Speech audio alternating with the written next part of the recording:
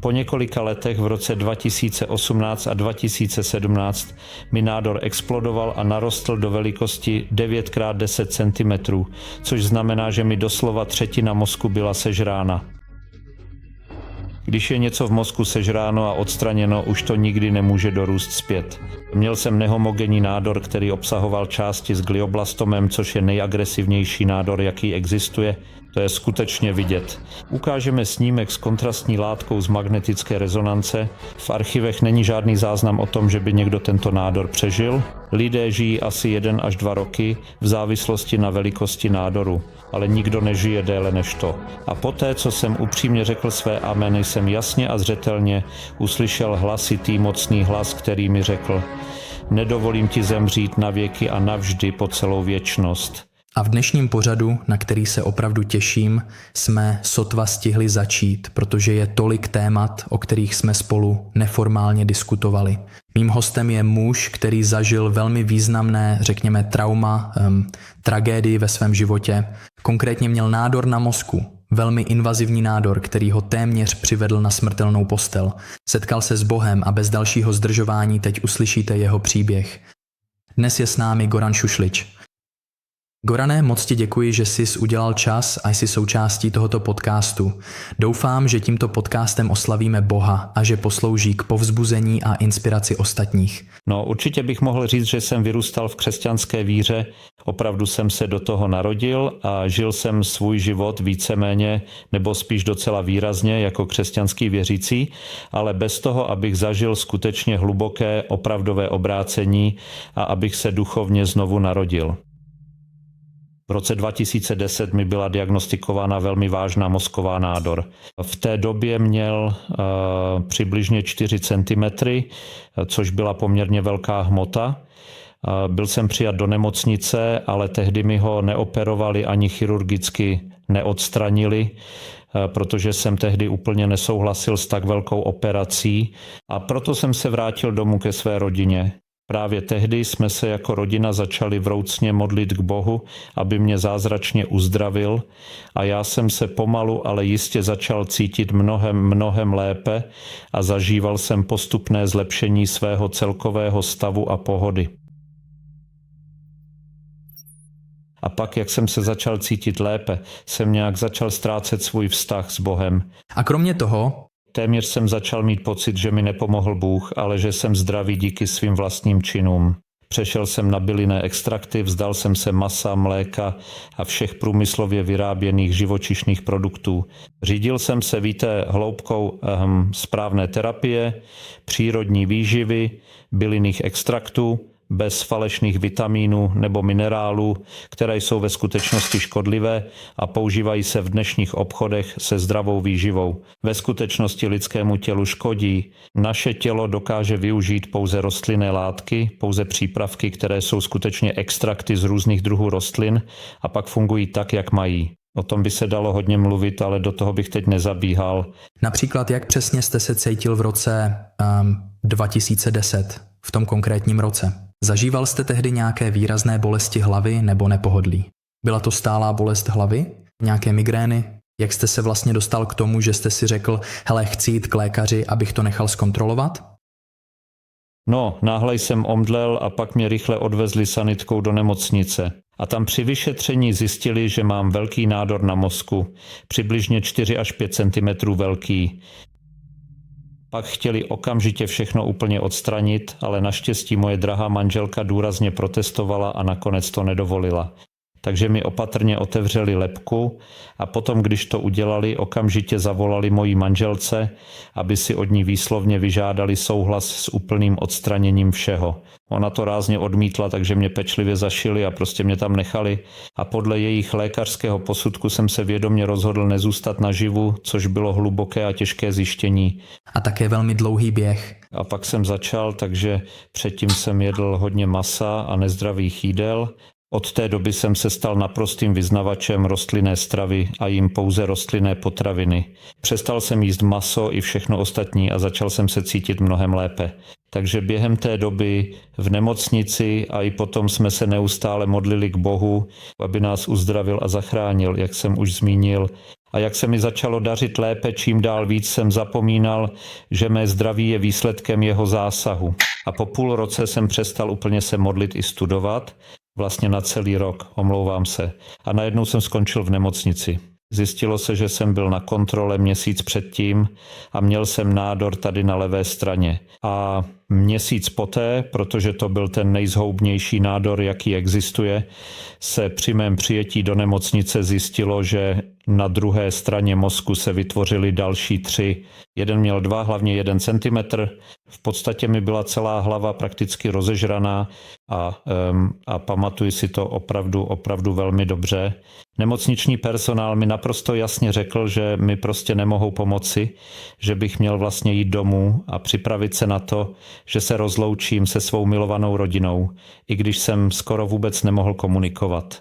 Byl jsem v jakémsi polovědomém stavu, tak říkajíc, symbolicky řečeno, a pak bylo sobotní odpoledne, byl vrchol léta asi 40 stupňů Celsia. Byli jsme v horním patře našeho domu a přišlo mnoho lidí, aby se modlili za mé uzdravení. Na obloze nebyl ani mráček a najednou během modliteb začalo tak hlasitě hřmít, že se všichni polekali a přemýšleli, co se děje, jestli to není konec světa. Tak hlasité to bylo a najednou jsem se cítil naprosto v pořádku. Postavil jsem se, nabral sílu a pak jsme šli do nemocnice na magnetickou rezonanci, kde zjistili, že všechny nové výrůstky zmizely, jako by nikdy neexistovaly. Takže hlavní nádor vlevo, ten se nezmenšil, ale to, co mě přivedlo na smrtelnou postel, zmizelo, což znamená, že Bůh doslova stvořil tu část mého mozku.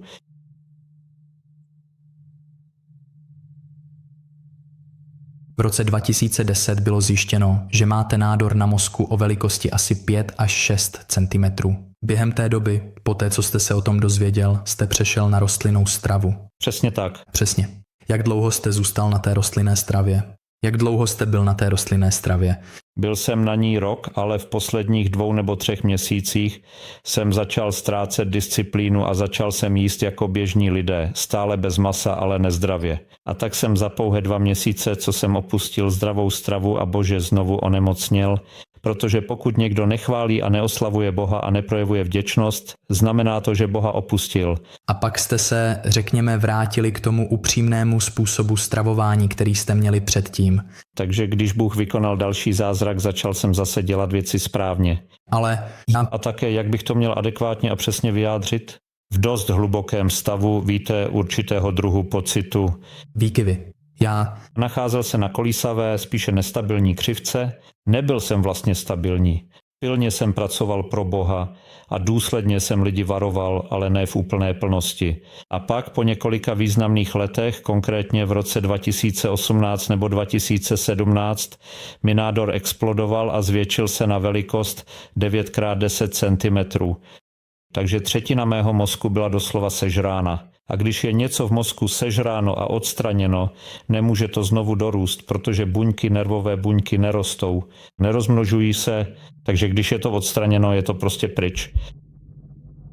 Kdy to bylo? Který to byl rok? Rok 2018. A v roce 2018 to byl, řekněme, ten zlomový bod pro mě, že? Řekni mi, ve svém soukromém osobním životě bál se smrti? Přemýšlel jsi o tom? Jaké myšlenky ti tehdy nejvíc běhaly hlavou? No, v těch posledních chvílích před, řekněme, smrtí, což mělo být ono, jsem byl Bohu nejblíž. Takže během toho konkrétního a náročného období v těch letech jsem měl opravdu těžké epileptické záchvaty, protože velmi významná 1/3 mého mozku byla úplně potlačená. Můj mozek byl tedy pod obrovským tlakem. Nádor, jak uvidíte na snímcích, které později ukážeme, posunul druhou polovinu mého mozku o 2 cm nebo víc. Samozřejmě existují různé zdroje epileptických záchvatů, dokonce i v duchovním kontextu, tedy v rámci boje mezi 2 stranami, ale pokud je něco způsobeno anatomicky, jako to bylo u mě, pak nejde o tenhle aspekt, ale doslova o ničení mozkové tkáně. a také tím obrovským tlakem na zbytek mozku, který měl asi 2 až 3 bolestivě silné centimetry. Bylo to naprosto strašné, jako kdyby vám někdo záměrně zastrčil do ucha elektrický kabel na 230 voltů, nejen 12, ale plných 230 silných voltů. A upřímně ani nedokážu dostatečně popsat ten naprosto mučivý a nesnesitelný účinek. I kdybych byl naplněný nenávistí a opravdu chtěl někomu způsobit takové utrpení, nikdy bych to nikomu nepřál, ani někomu, jako byl Hitler. Takové trápení zažije málo kdo. Mluvil jsem s lidmi, ale nikdo nezažil tak děsivé pocity, jako když vám 220-voltový drát pouští elektřinu tělem a doslova vás trhá na kusy. Takže jste v podstatě, řekněme, v tu chvíli ležel na smrtelné posteli, doslova čelil konci svého života. Ano. Jaké to bylo období? Nikdy jsem nebyla blíž Bohu, takže ještě před tím hlubokým okamžikem na smrtelné posteli, možná o celé 2 měsíce dříve, když jsem už byl neuvěřitelně slabý a křehký, jsem dokázal ujít jen pouhých 20 nebo 30 kroků a cítil jsem, jak s každým dalším dnem slábnu a slábnu. Byl jsem však Bohu tak nesmírně blízko, že mě vyhlídka na smrt vůbec ani trochu neděsila. Jediné, co mě trápilo, bylo možná kvůli mé drahé ženě a mému milovanému synovi, které bych tu zanechal. Ale sám za sebe jsem necítil žádný strach. Cítil jsem se spasený. Dostal jsem se do tak hlubokého společenství s Bohem, že mě ani smrt neděsila, protože víme, že až Ježíš brzy přijde v naší generaci, vzkřísí všechny své věřící, kteří ho přijali a žili podle jeho vůle. Takže to byla svým způsobem ta nejkrásnější část mého života, ale zároveň jsem cítil, že by bylo sobecké zajistit spásu jen sám pro sebe skrze tak hluboké společenství, zatímco tolik lidí na zemi by navždy zahynulo. A proto jsem tam, jak jsem ležel, pronesl k Bohu hlubokou modlitbu, pokud by to byla jeho vůle vykonat zázrak, protože v tomto případě nešlo o uzdravení, ale o stvoření mozku, jelikož ten můj byl rozežrán, takže ano. Pojďme si to na chvíli ujasnit. Takže když zhoubný nádor dosáhne pokročilého stádia, jako se to bohužel stalo u vás v těch posledních kritických dnech, opravdu už neexistuje žádná účinná léčba. Je to tragicky ponecháno tak odsouzeno k nevyhnutelné smrti. Můj nádor byl vysoce zhoubný. Existují nezhoubné nádory, které nejsou rakovinné, jenom výrůstky v mozku a lidé s nimi mohou žít dlouhou dobu. Dokonce se dají i operovat. Ale můj byl 3. a 4. stupně a nebyl homogenní. Co znamená 3. a 4. stupeň? Existují 4 stupně nádorů. První je nezhoubný nádor, který je jen jako jizva a dá se chirurgicky odstranit. Pokud se to udělá včas, můžete přežít.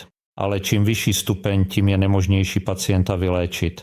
Měl jsem nehomogenní nádor, který měl části s glioblastomem, což je nejagresivnější nádor, jaký existuje. Jak můžete vidět na snímku z magnetické rezonance s kontrastní látkou se to ukáže. Byly tam tedy hlavně bílé oblasti a podle archivu nikdo takový nádor nikdy nepřežil. Lidé žijí asi 1 až 2 roky v závislosti na velikosti nádoru, ale nikdo nežije déle. Vážně, pojďme v tomto příběhu pokračovat. Takže v roce 2018 si ležel sám ve své posteli. Jakou modlitbu si Bohu přednesl a jaké to bylo? Modlil jsem se velmi dlouho. V tu chvíli jsem u sebe neměl hodinky, ale musela to být minimálně celá hodina. Tam znovu, v tom posvátném prostoru jsem pokorně vyznal všechny své hříchy všemohoucímu Bohu a vyjádřil svou upřímnou touhu zcela mu zasvětit celý svůj život. Ve skutečnosti jsem byl v biznisu, byl jsem ekonom a spolu s jedním výrobcem jsem založil velkou firmu na výrobu audiozařízení a to mě od Boha ještě více vzdálilo. Takže jednoduše Bůh musel dovolit, aby se to stalo, abych mohl být s ním a zůstat po jeho boku. Ale v té modlitbě jsem se modlil ke Kristu za všechno, prosil jsem ho, aby mi odpustil, že jsem se od něj odvrátil, že jsem se zapletl do toho biznisu a všech těch věcí a vyznal jsem mu všechny ty mnohé hříchy, na které jsem si živě vzpomněl a upřímně jsem ho prosil o jeho božské odpuštění a pokud je to skutečně jeho svatá vůle, jak jsem již dříve řekl, aby vykonal skutečně zázračný zásah, abych mohl poslat zásadní poselství naléhavého varování celému lidstvu, aby bylo možné zachránit mnoho lidí před slavným návratem Ježíše. A poté, co jsem slavnostně řekl amen, jsem jasně uslyšel zřetelný, hlasitý a mocný hlas: nedovolím, abys zemřel na věky. Proč na věky? Protože Ježíš přijde ještě za našeho života. Podívejte se jenom na všechny ty hluboké krize, které se právě teď odehrávají po celém světě, na tuto utlačující diktaturu, která se přímo před našima očima stále více rozvíjí. Moje děti, lidé oslepli, protože se to děje postupně. Ale když se podíváte na posledních 20 let, lidská psychika se změnila, jejich mentalita, nikdo už s nikým nechce mluvit. Je to jen mobilní telefon, celý den jen drží mobil a čtou. Takže všechno se změnilo. Nemravnost se objevila tak výlučně po celém světě, že je to nepochopitelné. Ještě před pouhými 20 lety byl tento hluboký vývoj naprosto nepředstavitelný. Ale jak jsem opakovaně říkal, protože to bohužel dostáváme každý den v malých zákeřných dávkách, už vlastně ani nejsme schopni plně pochopit ten hluboký a velmi znepokojující úpadek lidstva, který se bohužel objevil a zakořenil. Chápu. Takže jste Bohu přednesl upřímnou modlitbu, která trvala asi celou hodinu. Co se tedy přesně stane po této významné modlitbě? No, byl jsem v nemocnici a první zajímavá věc byla, že ke mně najednou začali přicházet cizí lidé, další pacienti, a ptali se, jestli by mohli slyšet něco o Bohu. A to bylo v zemi, kde jsem tehdy žil. Je to ateistická země, která je od Boha velmi vzdálená. Před univerzitou byla moje první práce jako rentgenový technik a vedl jsem oddělení s magnetickou rezonancí a tomografií, takže velmi dobře vím, jaká je atmosféra v lékařských kruzích. A mluvit o Bohu v takovém prostředí je nemožné. Ale co je zajímavé, během mého pobytu za mnou přišlo asi 30 lidí, což je velké číslo, a všichni byli žízniví po pravdě a já jsem každému z nich mohl říct pravdu. Nejvíc mě překvapilo, že ze všech lidí, které jsem potkal, od lékařů až po ty, kteří byli zodpovědní za hygienu, jsem měl nejvýraznější zážitek právě s osobou, která měla na starosti hygienu. Nějakým způsobem se o mě přes mou ženu začala zajímat. Je opravdu těžké pochopit, že se o vás zajímá úplně cizí člověk. Lidé se vyptávají a chtějí se s vámi spojit. Pak jsem strávil ještě několik dní na jiném vzdáleném místě a bohužel jsem neměl příležitost se s tou konkrétní ženou setkat.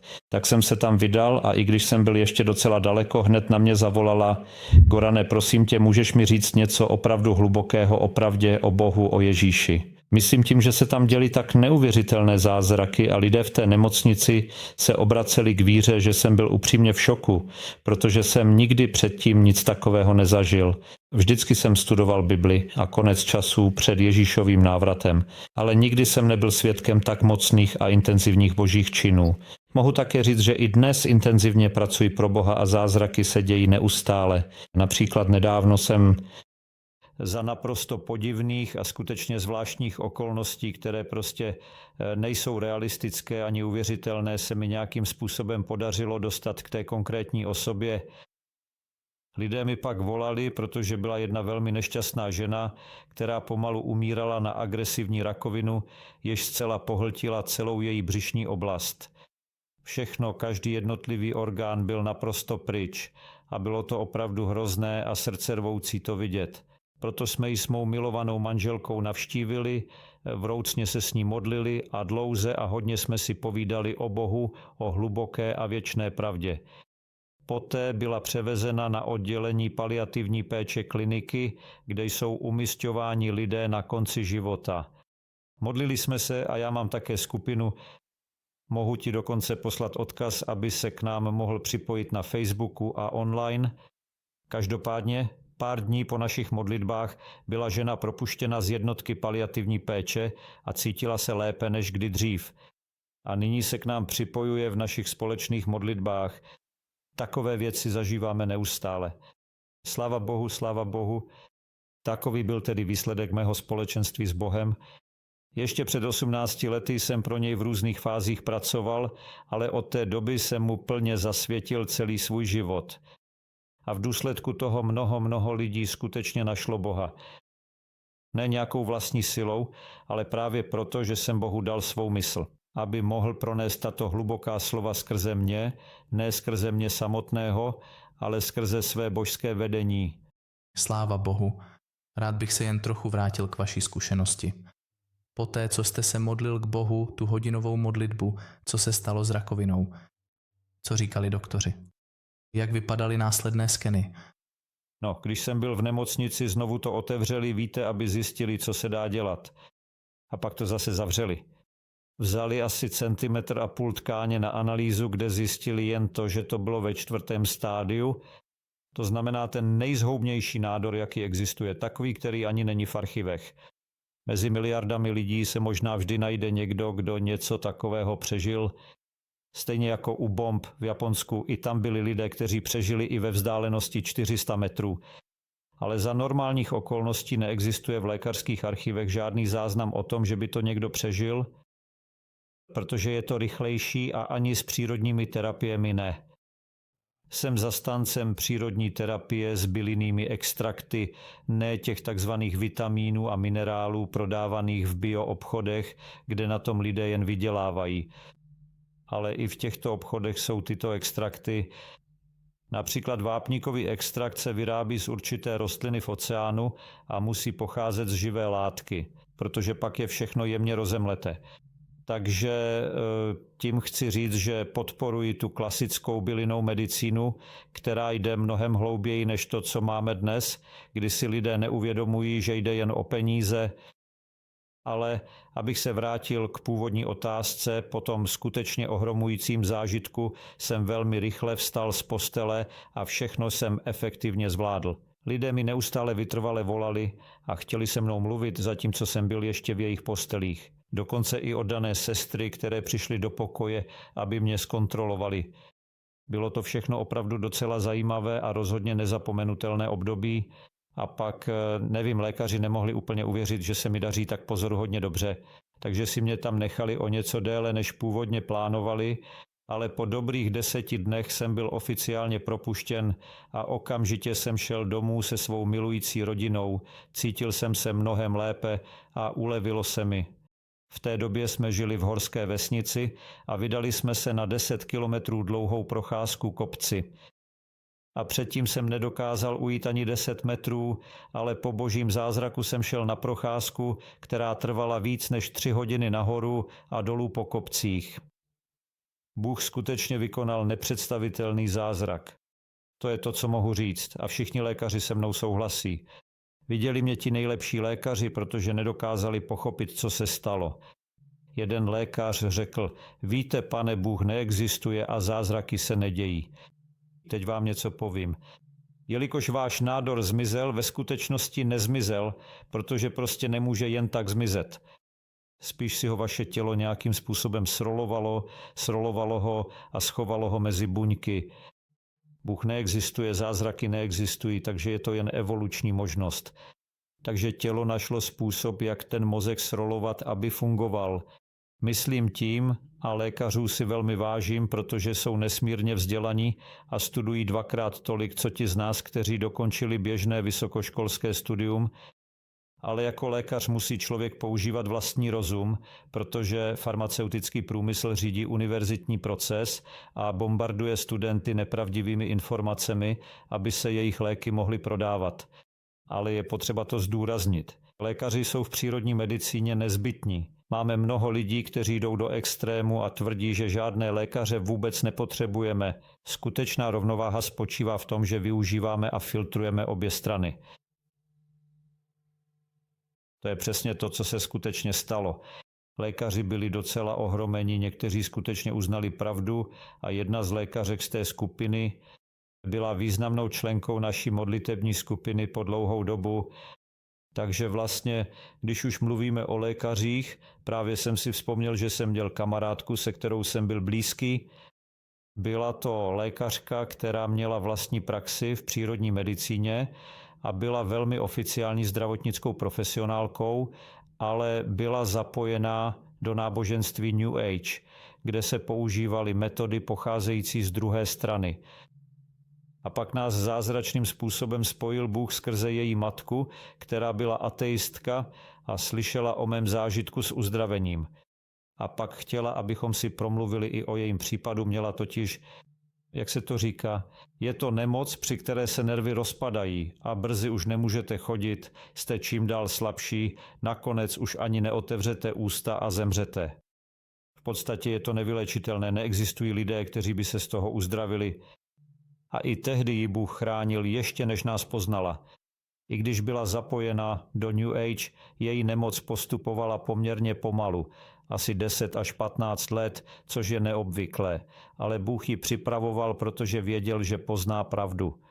A pak se přidala k naší skupině a později, nebudu teď zacházet do detailů, ale v podstatě jsme hodně mluvili o pravdě, o náboženství a podobně. Bylo tam mnoho překážek, Satan se ji snažil zastavit a teď je z ní velmi věrná žena Bohu. A teprve nedávno, před 2 nebo 3 měsíci, bylo všechno odstraněno. Fyzicky se uzdravila, i když nervy byly zničeny, všechno se obnovilo a nyní v 68 letech chodí, jako by byla teenagerka. Sláva Bohu, sláva Bohu.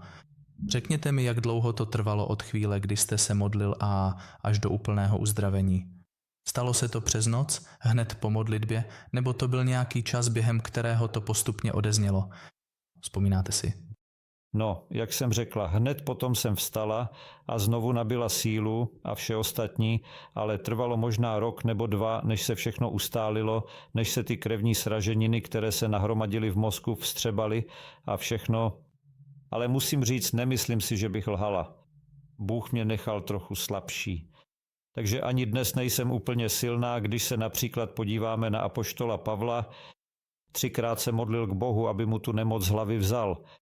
A Ježíš mu řekl, jak čteme v Bibli, už ses mě na to ptal dost, už se mě na to neptej.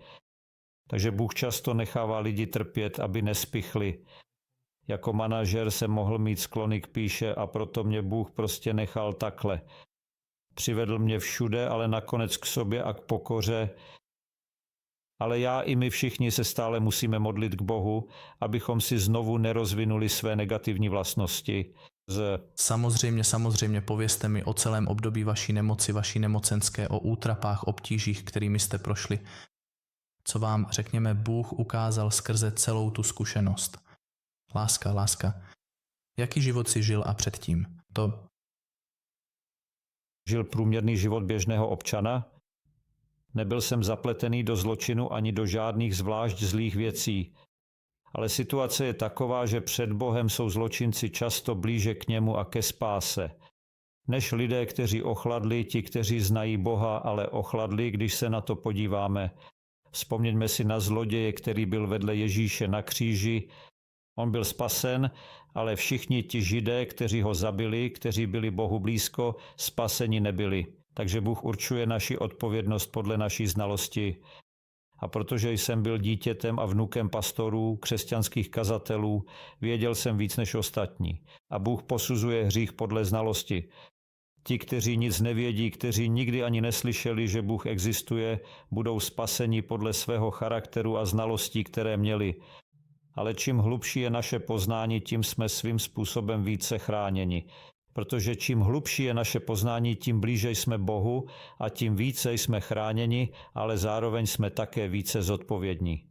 Přesně tak. Takže dovolte mi to zopakovat, poznání není podmínkou spásy, ale pomáhá.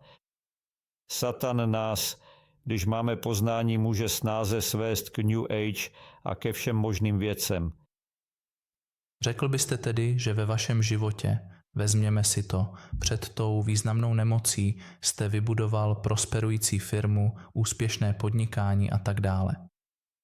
Opravdu doporučujete lidem, aby se aktivně pustili do náročného světa podnikání, aby plně zaměstnali svou mysl těmi náročnými a poutavými věcmi? Do jaké míry by měl člověk zajít, aby se to nestalo modlou v jeho životě? Podnikání samo o sobě není hřích, řekněme. Lidé musí žít a fungovat. Samozřejmě jde o to, co je středem našeho života, kde jsou naše myšlenky. A pokud si vytvoříme podnikání, ve kterém pracujeme 15 hodin denně, už toho nejsme schopni. Musíme si přiznat, myslím tím, upřímně ani nemohu říct, že jsem teď úplně svatý a spravedlivý, protože jako lidské bytosti neustále rosteme a vyvíjíme se, protože před Ježíšovým návratem budeme muset být svatí. Jednoho dne si možná budeme povídat i o tomto aspektu, ale ztratil jsem směr myšlenek. Žádné starosti. Klidně se do toho puste. Stačí na něj poklepat, aby přestal vibrovat. Ano. Prosím, jen zopakujte otázku. Můj telefon mě rozptyloval. Ano. Doporučujete lidem, aby se věnovali podnikání? A do jaké míry to může zajít, než se z toho stane, řekněme, idol ve vašem životě? No, v Starém zákoně jasně vidíme, že nejbohatší a nejprosperující člověk na zemi byl zároveň i nejvěrnější a nejzbožnější. Je tedy zřejmé, že samotné bohatství není nepřekonatelnou překážkou k dosažení spásy. Ale bohužel, jak sám Ježíš hluboce řekl, jen relativně málo bohatých lidí skutečně dokáže vstoupit do království nebeského. Nebudeme schopni projít jako velbloud úzkou branou. To znamená podle mého názoru, že podnikání je skutečně podnikáním jen tehdy, když nás vede Bůh a on nás vede i v obchodních záležitostech a my se ho stále držíme, takže když pracujeme, modlíme se a prosíme ho o vedení, co bychom zde měli dělat. Podvedeme svého obchodního partnera, budeme nepoctiví, budeme nějakým způsobem krást, ale o to tu také nejde. Jde o to, co je středem našeho myšlení. Pokud vidíme, že kvůli podnikání nebudeme schopni modlit se alespoň hodinu ráno, když se probudíme, pokud cítíme, že přestáváme, že stres z podnikání převzal naši sílu, že už nemáme energii vstát a modlit se hodinu a modlit se večer před spaním, mělo by nám to být znamením, že to není podle Boží vůle. Z té zkušenosti ses úplně vyléčil a dnes je rok 2025 a řekněme, že už jsou to asi 4 nebo 5 let, co jste se od toho osvobodili. Je to tak? Možná i víc. To bylo 2018, ne, je 2025, to je 89 let. Jak se teď cítíš? Věřím, že by to diváci shledali velmi zajímavým. Máte nějaké zdravotní problémy, které si z toho období nesete? No, cítím se slabší. Chci tím říct, jak bych to řekl, nejsem apoštol Pavel ani prorok, jen abyste mi rozuměli. Jediný okamžik, kdy jsem jasně slyšel Boží hlas, byl, když mě uzdravil. Od té doby už jsem žádný jasný hlas neslyšel. Lidé, často jsem si všiml, že Satan často šeptá a často i naše vlastní myšlenky, které nám připadají, jako bychom slyšeli, že nám někdo něco říká, jako by k nám někdo mluvil, mohou být ve skutečnosti jen naše vlastní myšlenky. Takže v této oblasti je opravdu potřeba být velmi opatrný. To je to, co mohu říct. To samé platí i pro mou vlastní zkušenost. Takže Bůh nás vede a když jsme mu blízko, nakonec začneme slyšet jeho slova, ale Satan nám klade omezení. Vzpomínejme si například na ten klíčový okamžik, kdy, jak se jmenuje, Abrahamův přímý potomek z Ezauovy linie, Jákob, když slavně zápasil s Ježíšem, Svatá Bible výslovně uvádí, že to byl anděl. Ale v jednom konkrétním a podnětném textu to jeden opravdu dobrý a uznávaný autor barvitě popisuje. Přesně ve stejnou chvíli mu Satan zákeřně šeptal za zády, neustále mu říkal věci jako tuto bitvu rozhodně nemůžeš vyhrát a podobně, snažil se zasít do jeho mysli semínka pochybností a zoufalství, nebo vyhraj a staň se nenávistným. Jednoduše řečeno, musíme být opravdu mimořádně opatrní s nadpřirozeným světem, protože právě tam je Satan nejpřítomnější. Všiml jsem si, že v mnoha hnutích, která se začala přibližovat pravdě, se tam Satan okamžitě objevil a nakonec skončili v ještě horším odpadlictví, než byli předtím. Přesně tak, naprosto souhlasím. Jste v současnosti na rostlinné stravě a doporučujete rostlinnou stravu i ostatním. V dnešní době je rostlinná strava nezbytná. Řekl bych jen jednu věc, i když to myslím naprosto vážně, nekonzumuji živočišné produkty. Dnešní rostliny, zvláště pokud si je nepěstujete na vlastní zahradě, na vlastním pozemku, jsou velmi vyčerpané. A že zároveň jsme nuceni konzumovat vejce. Vejce jsou skutečně jediným živočišným produktem, který obsahuje nejen maso, nejen něco dozrálého, ale absolutně vše, co je nezbytné pro udržení života, aby se z toho mohla plně vyvinout celistvá bytost. Takže je to tam naprostá koncentrace. Pokud jednoho dne dojde k pronásledování, nepřekvapilo by mě, kdybychom je tehdy nakonec vychovali, ale to by mělo být ponecháno stranou. Takže vejce musíme mít z 99% rostlinnou stravu. A například bychom si měli péct chleby k jídlu. Nepřítel ve skutečnosti udělal z chleba nejjedovatější látku v dnešní stravě a u dnešní pšenice byla manipulována její genová struktura, takže se to stalo extrémně nebezpečným. Ale všechny odrůdy jako emer a podobně, pokud jsou vyrobeny pouze se suchým droždím, rozhodně ne s čerstvým droždím a pečené tak, aby v chlebu byly díry a byl úplně suchý, nejlepší je nechat ho jeden den odležet. To je jeden ze základů zdravé stravy a podobně. Teď se do toho nebudu pouštět, i když jsem tomu věnoval hodně času. Sám. Samozřejmě. Ale kdybychom mohli lidem trochu víc vysvětlit, jak se dnes cítíte, jste úplně zdraví, nebo vám z toho ještě něco zůstalo, to mě zajímá. No, zvládnu všechno. Myslím tím, že píšu knihy, věnuji se také fyzické práci. A často řídím na velmi dlouhé vzdálenosti, konkrétně 600 kilometrů jedním směrem, což je opravdu značná cesta. Mohu normálně pracovat, ale mám pocit, že už nejsem úplně stejný jako dřív, trochu slabší. Cítím určitou slabost a jsem za to Bohu vděčný. Protože opravdu mě to, podobně jako hluboký příklad apoštola Pavla, neustále udržuje v hluboké pokoře, abych se nikdy nestal arogantním a nakonec se neodvrátil od Boha. Děkuji za to. A tak tedy řekněme jako jednu z úplně posledních a nejdůležitějších otázek, co byste jako někdo, kdo skutečně prošel tak hlubokou tragédií a obrovským zármutkem v životě v jednom zásadním ohledu, co byste řekl lidem, kteří procházejí těžkými životními situacemi, kteří bojují se závažnými nemocemi? Nechám na vás, abyste jim předal nějaké poselství. Mohu říct jednu věc. Bůh, jak jsme zmínili v souvislosti s otázkou obrácení a spásy, od nás očekává, že uděláme svou část, to, co jsme schopni udělat. To znamená, že Bůh uzdravuje černochy v Africe, kteří nemají nic, aniž by oni sami něco dělali, protože nejsou v pozici, aby to mohli udělat.